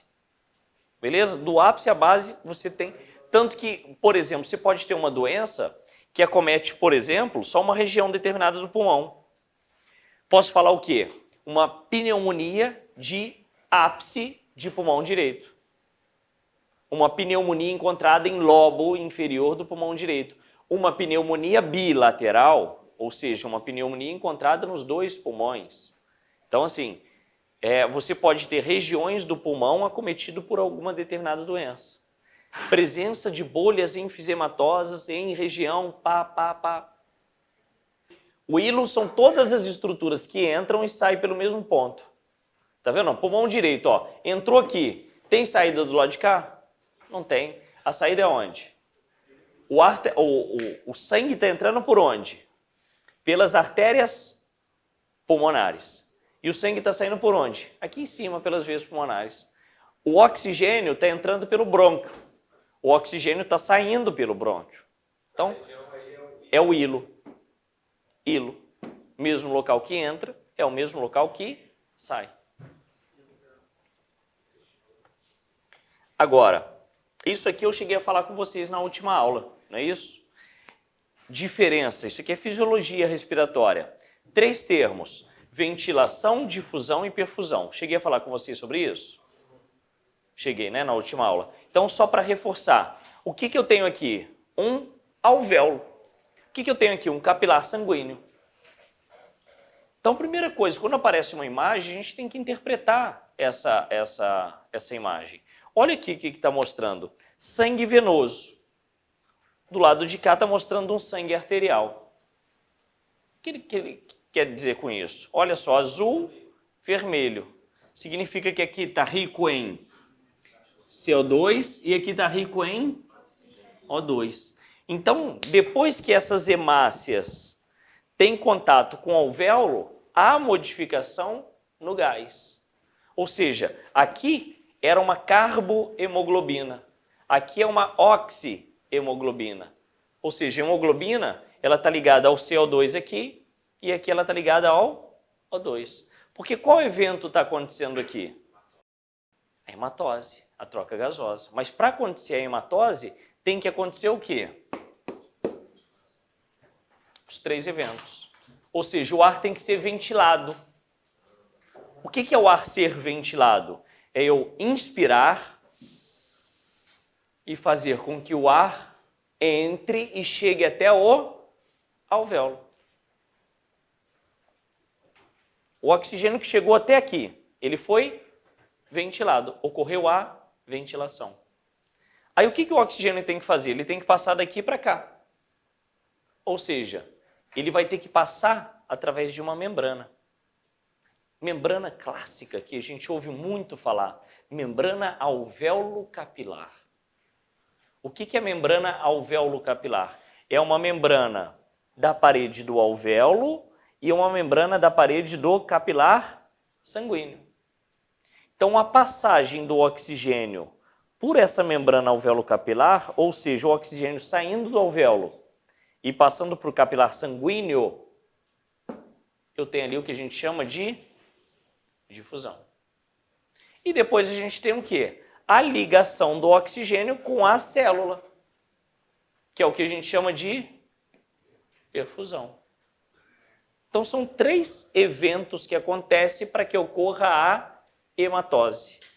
Ventilação, passou pela membrana, difusão e depois a ligação do gás à hemácia é o que a gente chama de perfusão. E olha aqui, olha o CO2. O CO2 chegou na carbohemoglobina. O que o CO2 faz? Sai daqui e passa para cá. Fez difusão? Fez. Depois o CO2 vai para onde? Para fora. Ou seja, ele vai ser ventilado através de uma expiração. Ele vai ser ventilado para fora. Então a ventilação é tanto de dentro para fora como de fora para dentro. A difusão é sempre de dentro para fora ou de fora para dentro. E a perfusão é a ligação do gás à hemácia. Tranquilo? Tranquilo, né? São 3 termos que são importantes para a fisiologia respiratória.